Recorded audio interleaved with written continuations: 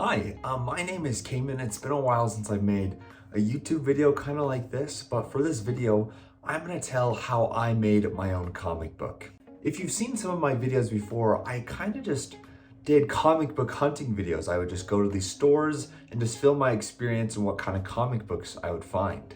In those videos, I also talked about a dream of mine to make my own comic book and how I wished I could do it just because, it's really expensive. But now it's been a year, I think, since I've made some of those videos.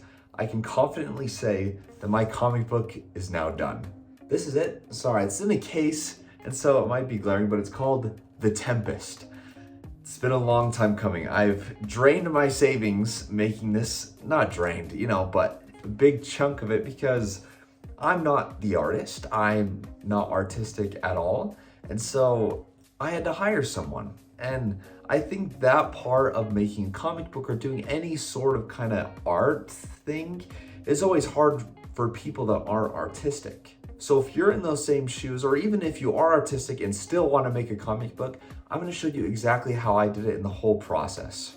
Like I said before, getting an artist and spending that kind of money was always really hard for me just because I'm a college student, tuition is really expensive, and I'm married as well, so I have another dependent. And so it eventually got to the point where I was like, is this dream ever gonna come true? Just because I never really felt like I'd be in a position where I'm comfortable to spend this kind of money. But I kind of had to get past that because even though it's a lot of money, this is my dream.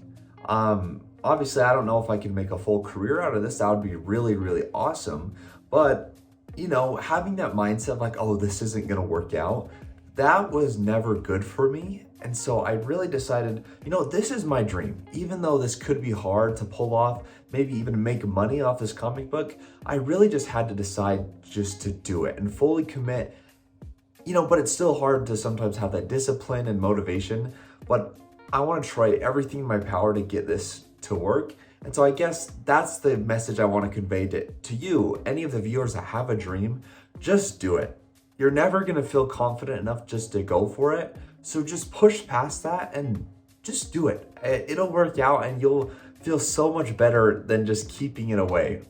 But now back to the moral of the story. How did I first make this comic book? Since I couldn't draw, I spent all my time kind of storyboarding and making just a detailed plan of what every single panel I just was going to look like. I initially started drawing them myself as like stick figures, and that helped, but it just made me, I guess, more discouraged that I couldn't get it the way I wanted to look, even with stick figures. So I eventually just adopted, I just went onto a Word document and I just listed just 1 to 50 or something, and I just detailed every single panel. So I said, on number 1, this is panel number 1.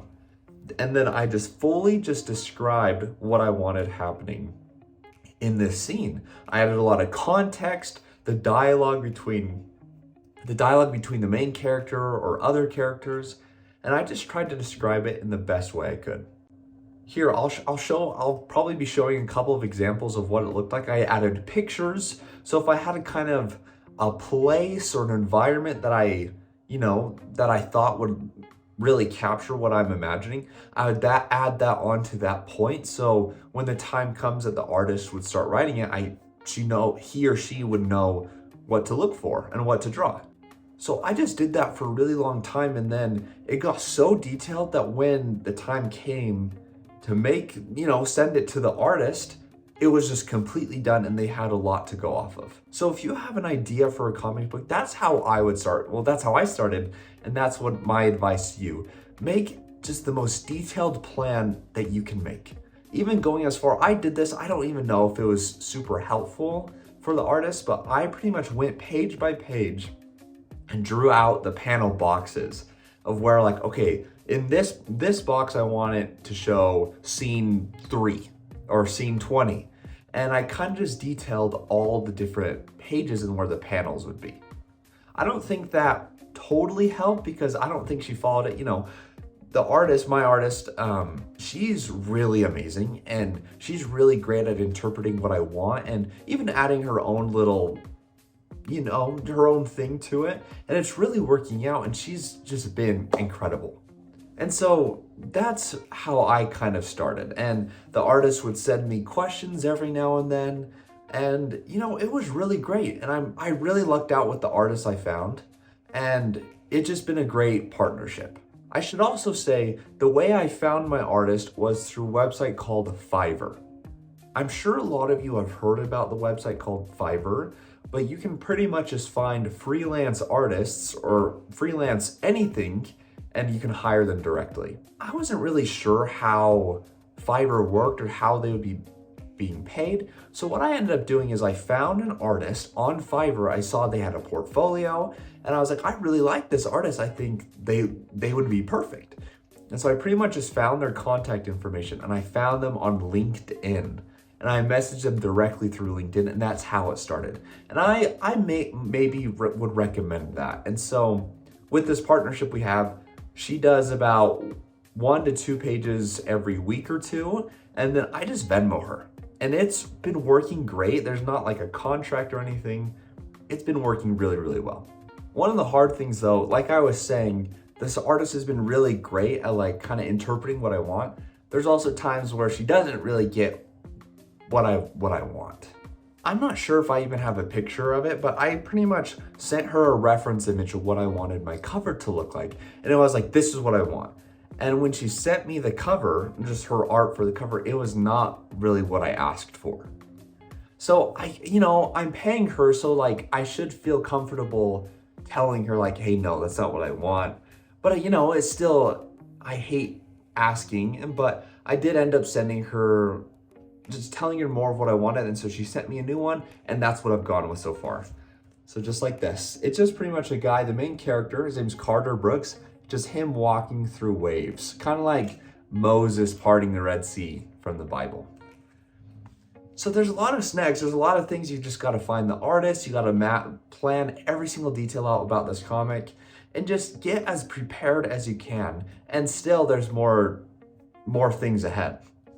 When I first made the comic, this is what the first book looked like. The font is a lot different than what the other one I just showed you. I kind of put the logo up there, just did issue number 1, October 2023. But when I got it in my hand, I was like, shoot, I'm not really loving this. But I kind of just went with it, and it eventually turned out that I decided to change it. I changed it a little bit, so I got a different artist, a friend of mine, to do a new font. So that's the font, and then we did kind of this bar across the top with also issue 1 down at the bottom. So there's going to be a lot of changes and a long road ahead before, you may be like, this is it, I got it, it's 100% done. And I'm still not sure if this comic is 100% done, but I'm satisfied and I'm just ready to sell it and share it with the world. So again, to reemphasize everything I've been saying, the different tips I'm giving, just of my experience, the bottom line is, if you have a dream about making a comic book or a manga or a graphic novel, you're not sure where to start, listen to my tips of what I went through. Maybe this isn't the most detailed video in the world. I just wanted to make this. And most importantly, just go for it. Any dream in your life, just go for it. If you live throughout the rest of your life and you don't follow this dream, you're gonna regret it. And I regretted it for a long time because the mindset I had was, it's just never gonna come to pass. But, you just have to push through it, and I'm sure, and I promise you won't regret it. Just do it.